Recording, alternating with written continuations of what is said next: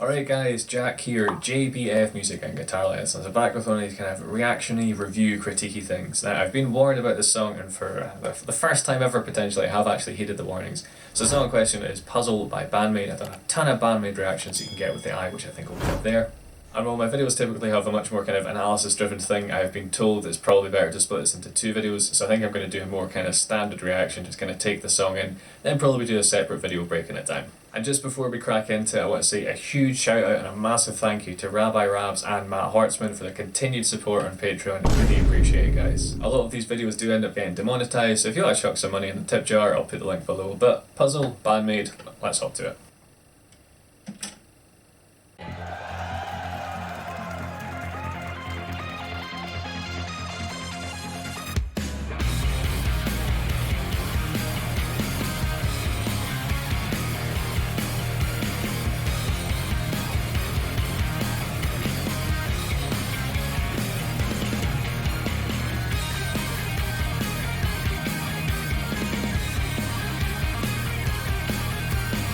Okay, probably minimal pausing here, but I do want to express my thoughts here. It sounds like it's down-tuned. It's got almost a kind of like new metal-y or kind of post-rock vibe with a kind of heavy chugging guitars, and the lead parts reminded me a little bit of Onset, so I'm wondering if this one is an instrumental. I've probably been told 1,000 times by you guys information about the song, but I've just forgotten it. Pop it up a wee bit as well. Right, here we go.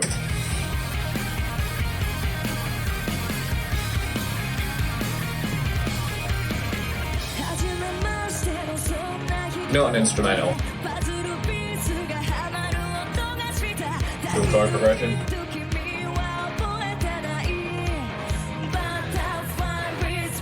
Dissonance, nice. Crunch. Nice interplay. 16th notes here. The guitar's accenting.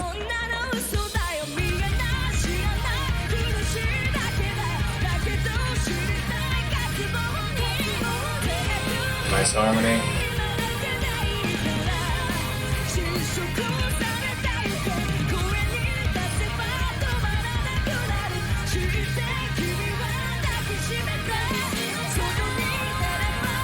It's got kind of like that big epic modern rock sound that you hear quite a bit of the past kind of 10 years or so. It just sounds, even this live version, imagine the studio's got more sheen on it again though.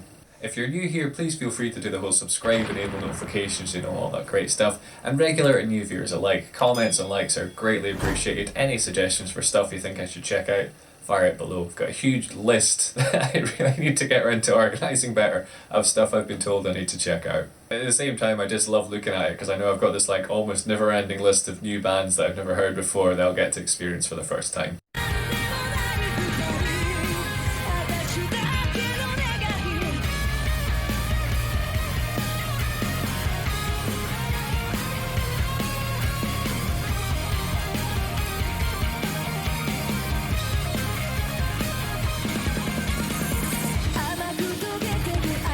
It's nice to have a solo so early on in a song as well.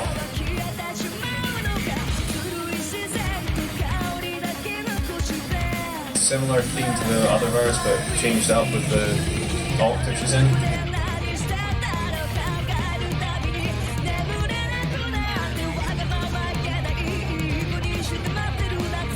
It's a cool chord progression, digging that.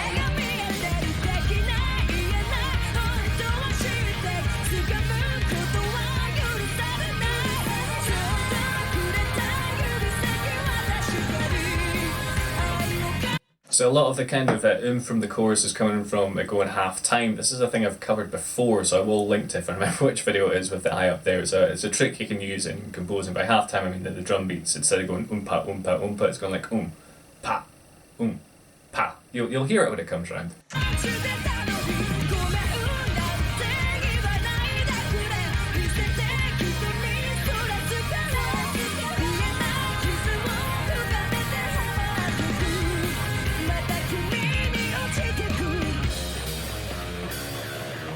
Nice angular riff.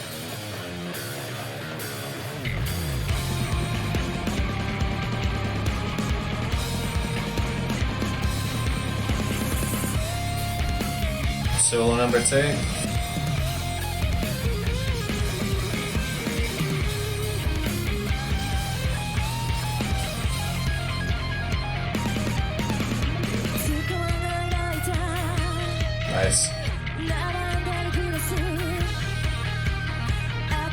just going off the whole song, isn't she?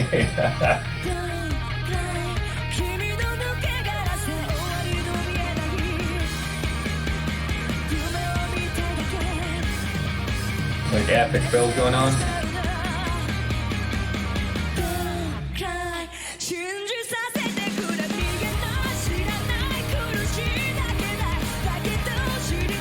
So this is like the opposite to halftime. This is almost going double time, so it's got that kind of pop punk energy because the drums are just kind of going at it.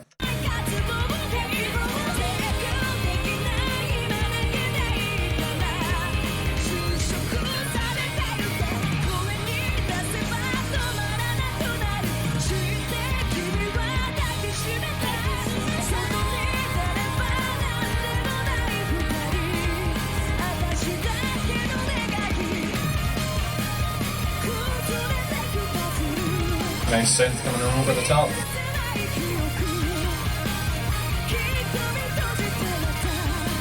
Reminded me of End of Heartache by Killswitch Engage. Yeah, cool. So I was expecting that to be more proggy with more twists and turns. It was a really good coupling of the kind of more prog kind of elements they do, but with that more kind of I don't want to say pop rock, but kind of like catchy rock aesthetic that they use. Okay, it kind of feels like cheating if I don't include at least some things. I'm going to have a listen to the cool little open string guitar line she was doing and see if I can figure that out.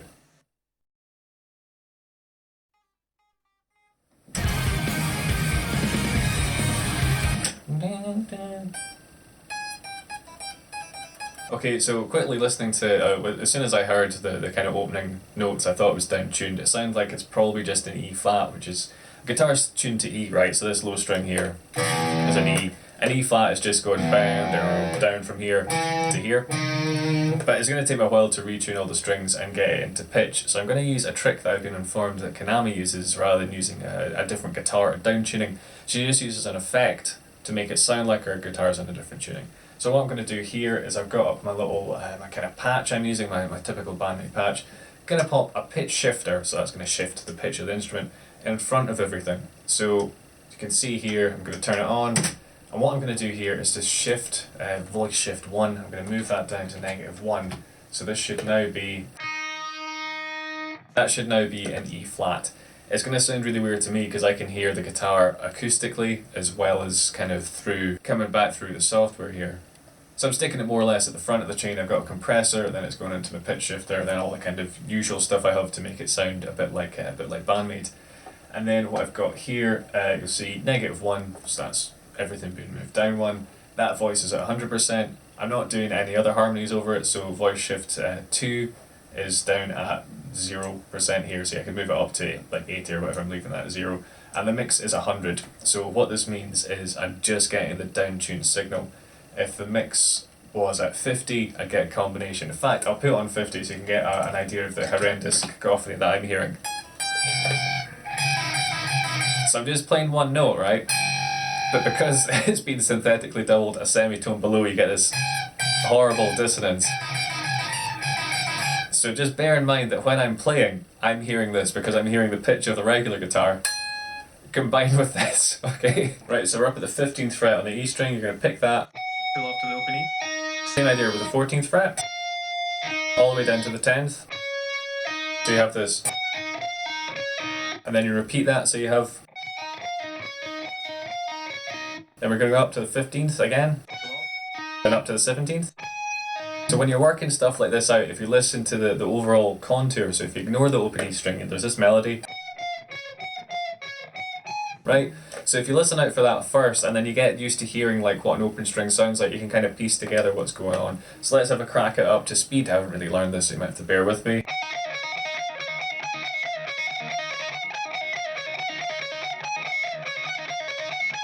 Okay, and what I'm going to do is I'm going to put my pitch shifter off because it'll probably make it slightly easier for me to play. And if you yourself are in standard tuning and don't fancy down tuning every string, then you'll be able to have a jam along with this as well. So I'll play it more slowly and then we'll speed it up. So let's go 1, 2, 3, 4.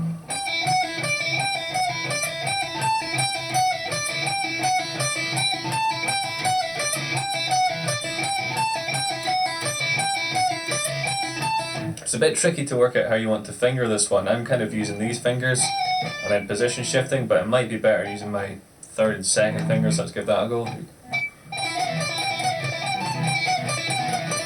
It's still kind of a bit sloppy.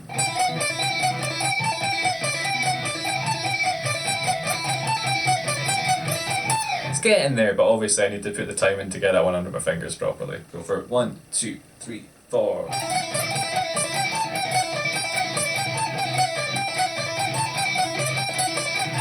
So that is quite tricky. It's a right finger stretcher. You're going to have to either stretch out or shift position, so I'll leave it up to you guitarists to decide what you want to do. Hit subscribe if you've enjoyed this, or you can check out more reactions. There are more specific Band-Maid reactions for that. But yeah, take it easy guys, and have a good one.